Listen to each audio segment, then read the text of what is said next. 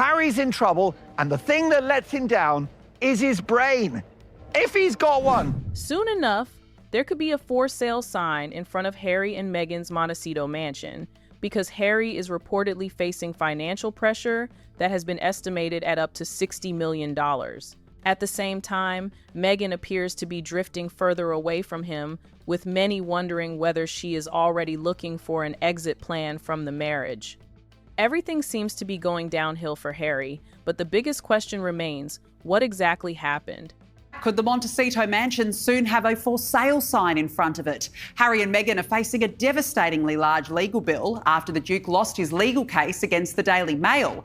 When it comes to court cases, Harry has become known for taking legal action whenever he believes he has been wronged. First, he brought a case against the Daily Mail, claiming that information about him had been obtained unlawfully. The legal battle stretched on for years, and throughout that time, Harry remained confident.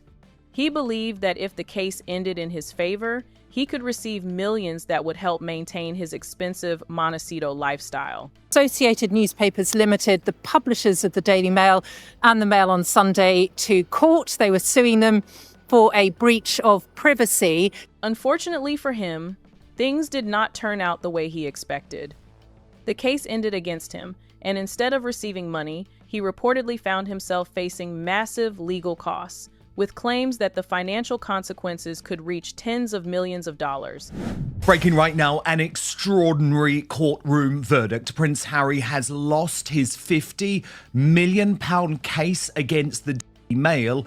But Harry didn't stop there. He also took legal action against the British government over the removal of his taxpayer-funded security whenever he visited the United Kingdom. That case also ended in defeat, bringing with it additional legal expenses. Those losses continue to pile up, and the combined financial burden has reportedly reached an estimated $60 million. One of the harsh realities of losing a major lawsuit is that it is not just about losing the case itself. A losing party may also be responsible for paying a significant portion of the opposing side's legal costs, making the financial pressure even greater long after the courtroom battle has ended. A London court was told this week the publisher is seeking more than 60 million Australian dollars in compensation. When Harry realized the case might not be going in the direction he had hoped, he reportedly considered another strategy. That strategy was to settle the dispute out of court. Reports suggested that discussions surrounding a settlement were explored, with figures said to be around 3 million Australian dollars. Whether that strategy succeeded or not, Harry was still unable to escape the financial consequences of years of litigation. Despite these setbacks, he appears unwilling to step away from legal battles.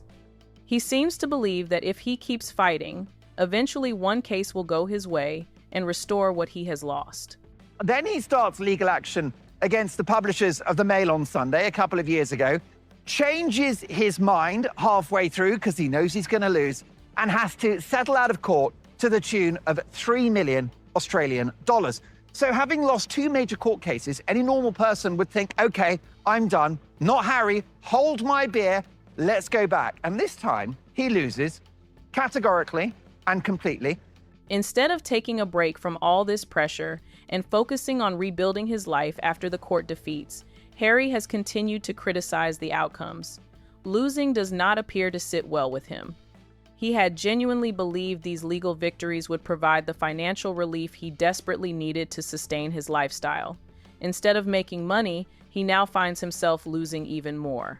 Is that Harry is always suing people and always losing. This apparent meltdown is affecting more than just Harry's finances. It also seems to be influencing the way he reacts publicly. His responses have drawn attention because challenging court decisions and criticizing legal outcomes can inevitably lead to discussions about the integrity of the judges involved. Whenever someone repeatedly attacks the outcome of a case, it naturally raises questions in the public conversation about confidence in the judicial process. To attack the verdict as a complete whitewash, therefore bringing into disrepute the entire legal system, which is represented by his father, the king, and effectively questioning the integrity of the judge, Mr. Justice Nicklin. The problem is that Mr. Justice Nicklin is the same man that will decide whether Harry is responsible for unlimited legal expenses, both his own and those of the Daily Mail. At the same time, he is also preparing for the 2027 Invictus Games in Birmingham, an event that requires considerable funding. If sponsorship opportunities continue to weaken, there is growing speculation that Harry could find himself contributing much more of his own money to ensure the event moves forward successfully. Something else that's in shambles is the Invictus Games. And this makes me sad because the Invictus Games is for a good purpose, right? The Invictus Games, I believe, is a good cause. It's an altruistic cause, but the donors and the funders are pulling out. You know, Harry and Meghan are really losing their luster, and people don't understand where Prince Harry is taking the organization. So let me read you this. The Invictus Games, they're facing growing criticism ahead of their return to the UK with concerns over low public enthusiasm, staffing issues, and questions about whether the focus has shifted from wounded veterans to Prince Harry and Meghan Markle. If these financial pressures continue, Harry's Montecito lifestyle could become increasingly difficult to maintain. Living in Montecito is far from cheap. There are mansion maintenance costs, private security expenses, property taxes, insurance, and countless other ongoing bills that come with owning such a high-profile estate. If the financial strain continues, one possible option could be putting the mansion on the market, because the cost of maintaining it may simply become overwhelming. Gone. And their outgoings are huge, with security bills, multiple mortgages, and legal fees estimated at $38 million. For a long time, Harry and Meghan relied heavily on media deals to support their lifestyle. However, that source of income is no longer as reliable as it once appeared. Their Netflix projects failed to achieve the level of success many expected, and the enthusiasm surrounding those productions gradually faded. Instead of remaining at the top of the streaming charts, the projects struggled to maintain momentum, removing what many believed would become one of their biggest long-term income streams. Yikes! Netflix dump Harry and Meghan. It is over, folks. The Sussexes' relationship with the streaming giant is grinding to a halt.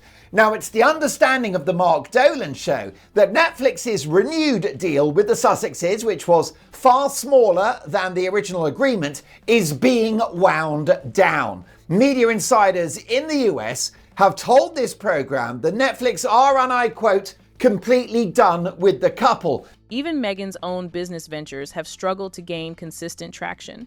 Several recent projects have failed to generate the excitement she may have hoped for.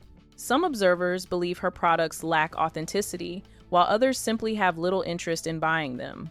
Her lifestyle brand has expanded into products such as wickless candles and even branded matches. Yet many still question whether the business is profitable enough to help support the couple through this difficult financial period. The Montecito star looks like they've ditched her as ever slop, her as ever products. So I'm asking a question for a friend here, but is Megsy's brand now banned in Montecito? Harry's frustration also appears to be growing because there has been very little progress toward reconciliation with the royal family.